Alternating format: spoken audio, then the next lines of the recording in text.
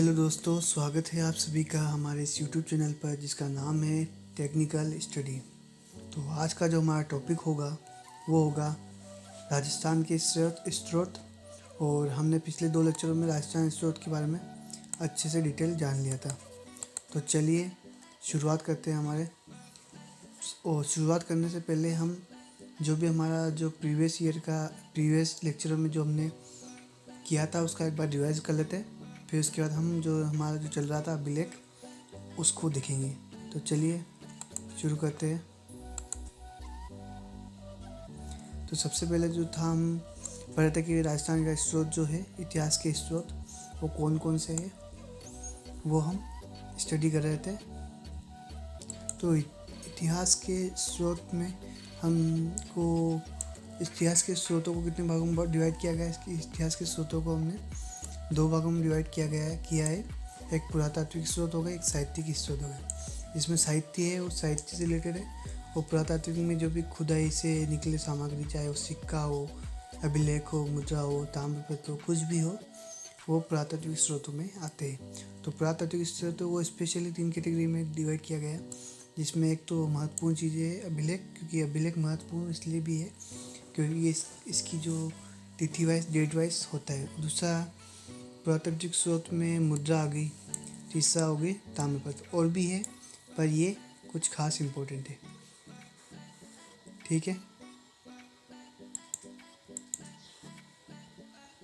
तो अब हम पढ़ेंगे राजस्थान के साहित्यिक स्रोतों को भाषा के आधार पर कितने भागों में डिवाइड किया गया है उसको हम पढ़ेंगे। तो राजस्थान की जो ऐतिहासिक स्रोत है वो भाषा के आधार पर हमने जो पढ़ा था वो 4 भागों में डिवाइड किया गया, जिसमें जो संस्कृत भाषा का ऐतिहासिक साहित्य हो गया, जिसमें राजस्थानी भाषा का ऐतिहासिक साहित्य हो गया, जिसमें हिंदी भाषा का ऐतिहासिक साहित्य हो गया, और एक लास्ट जो है वो हमारा प्राकृत और जैन भाषा का ऐतिहासिक साहित्य हो गया।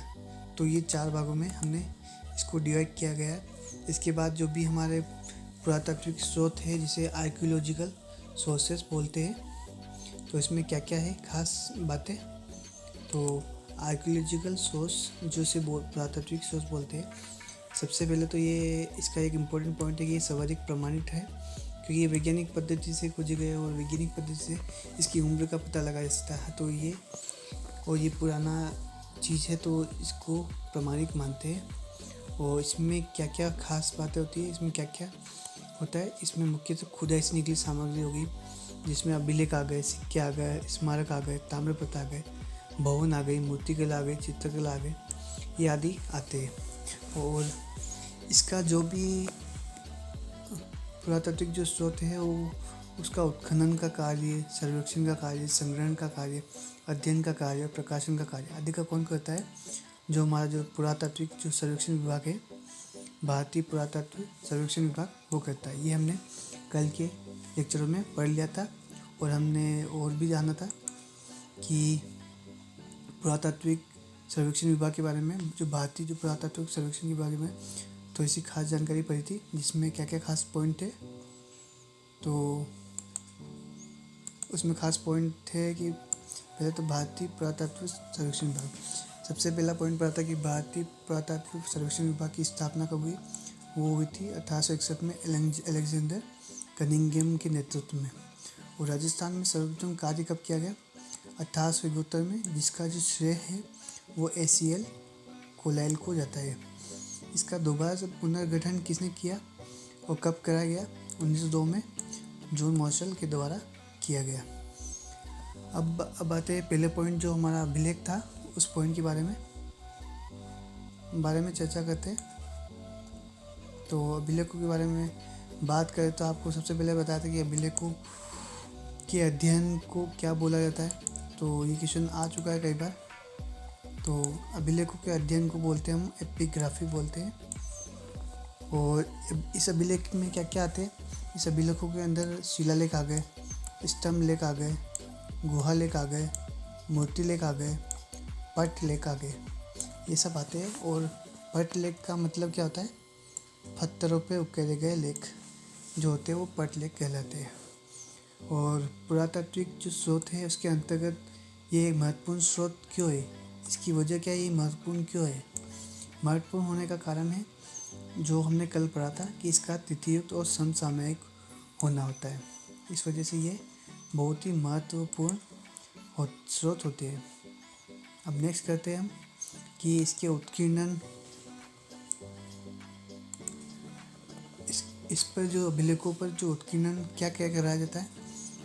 तो जो अभिलेखों पर उत्कीर्णन, तो वंशावली होगी, तिथियाँ होगी, विजय हो गया, कोई भी दान हो गया, कोई भी उपाधि होगी, या कोई भी शासकीय जो नियम है वो हो गया, उसमें उपनियम आ गया, सामाजिक नियमावली हो गया, आचार संहिता होगी, या कोई विशेष घटना आदि का विवरण होता है।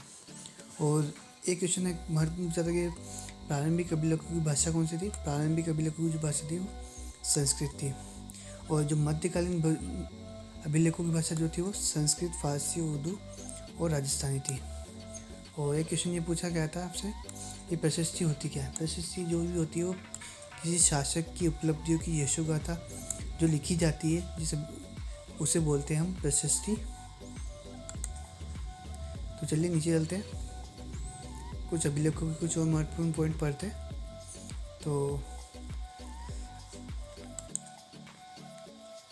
तो भारत का जो सबसे प्राचीन अभिलेख है वो है अशोक मौर्य के अभिलेख, जिसकी जो भाषा थी वो प्राकृत मागधी भाषा थी, जो लिपि थी वो ब्राह्मी लिपि थी, और इसी के टाइम पे कोई अन्य लिपियाँ भी थी जिसमें यूनानी, खरोष्ठी, अरेमाइक और यूनानी थी।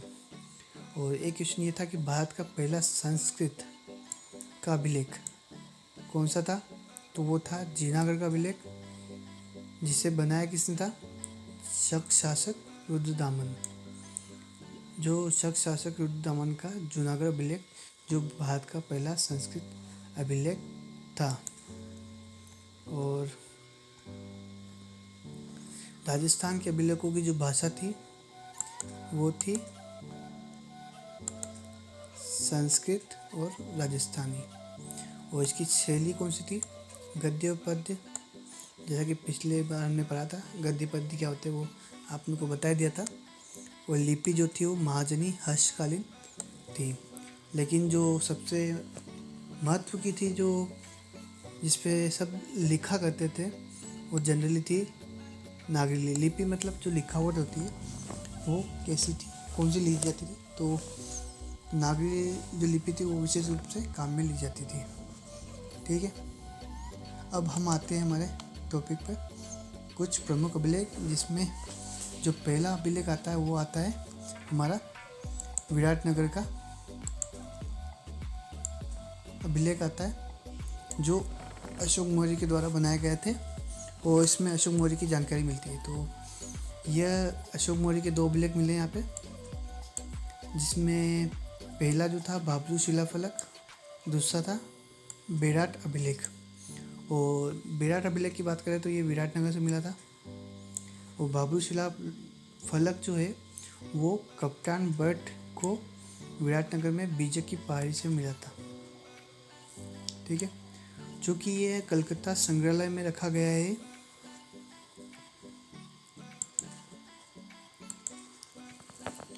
तो इसलिए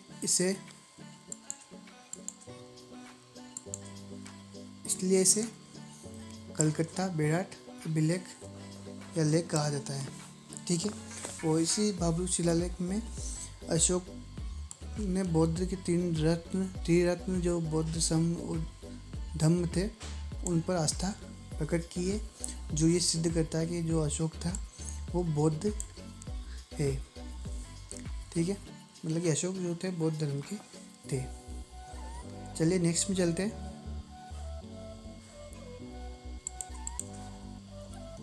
तो हमारा दूसरा जो अभिलेख था वो था नगरी का लेख, जिसके जो कि हमारा 200 से 150 ईस्वी पुराना था। तो ये कहाँ से प्राप्त हुआ था, ये नगरी से हुआ था, और इसे कहाँ पर सुरक्षित रखा गया, मतलब कि संग्रहालय में सुरक्षित रखा गया। इसे उदयपुर संग्रहालय में सुरक्षित रखा गया। और उसके अंदर क्या प्रयुक्त शब्द क्या क्या थे, तो इसमें दो तरह के शब्द थे, भूतानार्थ, दयार्थ और ता, जिससे ये अनुमान लगाया जाता है कि ये कोई जीवों से रिलेटेड नियम होगा, और जनरली हो सकता है ये बौद्ध जनों से संबंध रखता हो, संबद्ध हो। ठीक है। नेक्स्ट जो हमारा टॉपिक आएगा, नेक्स्ट जो अभिलेख आएगा, जो शिलालेख है वो है गोसुंदी शिलालेख, जो कि बहुत महत्वपूर्ण शिलालेख है। इसमें क्वेश्चन आते ही आता है। तो ये है गोसुंदी शिलालेख, जो कि 200 ईसा पूर्व का है, चित्तौड़गढ़ में मिला है।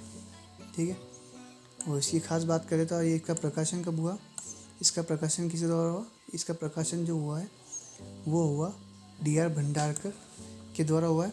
इसे कहाँ पर सुरक्षित रखा गया है, इसे उदयपुर संग्रहालय में सुरक्षित रखा गया। और इससे संबंधित संप्रदाय कौन सा था, तो ये क्वेश्चन आपके RS में भी आया हुआ है। तो ये ज़रूर इम्पोर्टेंट क्वेश्चन है कि जो राजस्थान में जो वैष्णव और भागवत संप्रदाय से संबंधित प्राचीनतम अभिलेख है, जो कि 200 ईसा पूर्व का है। और ये क्वेश्चन आ चुका है RS में। और इसकी जो गोसुंदी शिलालेख की जो भाषा थी वो संस्कृत थी, और जो लिपि थी वो ब्राह्मी थी। इसमें क्या क्या उल्लेख है, तो इसमें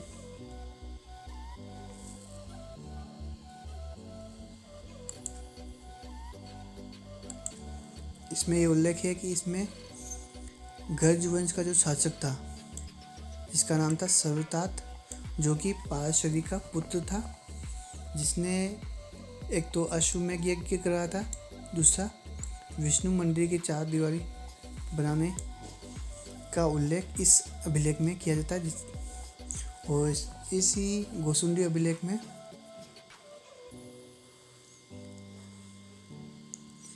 इसमें किस किस का वर्णन किया गया गोसुंदी अभिलेख में, तो इसमें भागवत की पूजा के निमित्त शिला प्रकार बनवाए जाने का वर्णन है।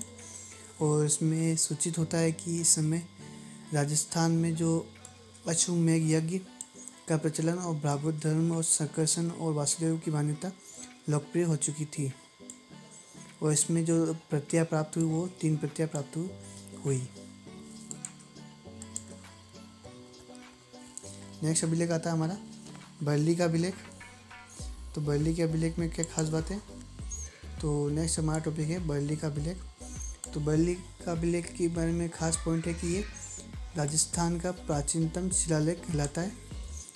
और ये कहाँ से प्राप्त हुआ, ये अजमेर के से 35 किलोमीटर दूर बरली के पास मिलोत माता के मंदिर से प्राप्त हुआ है।